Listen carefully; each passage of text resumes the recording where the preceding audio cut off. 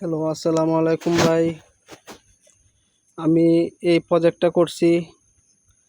আমি চাই যে বিদেশ ফেরত যারা যে ভাইয়েরা আছে তারা বাড়িতে এসে কোনো কাজ পায় না, যদি অল্প জায়গা থাকে তাইলে এই এইভাবে আমার মতন কই মাছ এবং শিং মাছ চাষ করতে পারেন।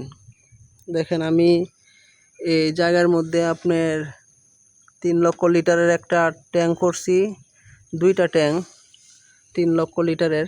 এই যে আমি কই মাছের পোনা ছাড়ছি, আপনারা দেখেন।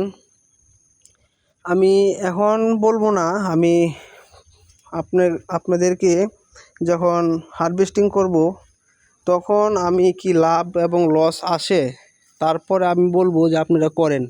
কারণ আমি একটা রিস্ক নিছি, কারণ আমার এখানে 6 থেকে 7 লক্ষ টাকা খরচ হয়েছে। আমি একটা রিস্ক নিছি আর কি। আপনারাও এটা করতে পারবেন। এই দেখেন আমার মাছগুলা কি সুন্দর করে খাইতেছে। এই যে আমার এটা ছোটটা, আর এখন দেখাবো আপনার বড়টা। এই দেখেন, এই প্রজেক্টটা হচ্ছে বড়। আমি আপনাদেরকে প্রথম থেকে শেষ পর্যন্ত দেখাবো আমি কি পরিমাণ মাছ আমি এখান থেকে উঠাই। আপনারা যদি বিশ্বাস না করেন এখানে যে কি পরিমাণ মাছ আছে বলার বাইরে, বুঝছেন। আল্লাহর রহমতে অনেক মাছ আছে, বুঝছেন। এই যে দেখেন আপনারা, প্রত্যেকটা জায়গায় আপনারা মাছ আছে, বুঝছেন। এই যে এটা আমার প্রজেক্ট। আমি তিরপাল দিয়ে, বায়োফ্লক নয়, সহজ পদ্ধতিতে যেভাবে মাছ চাষ করা হয় সেইভাবে। আর বায়োফ্লক করতে গেলে একটা লিক্স হয়, আমি লিক্সে চাইতেছি না।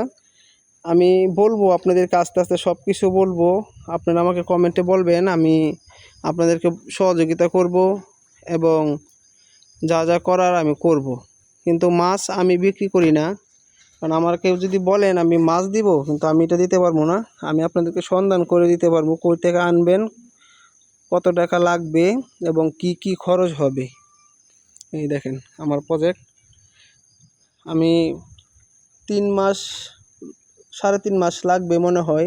এই মাছটা আমি ছাড়ছি আরও ছোট, কিন্তু আল্লাহর রহমতে ধরেন না 1500 লাইনের মাছ ছাড়ছি, এখন মনে হয় 1000 লাইনের আইসা পড়ছি, বুঝছেন। দেখেন আমার মাছ কি সুন্দর করে খাইতেছে।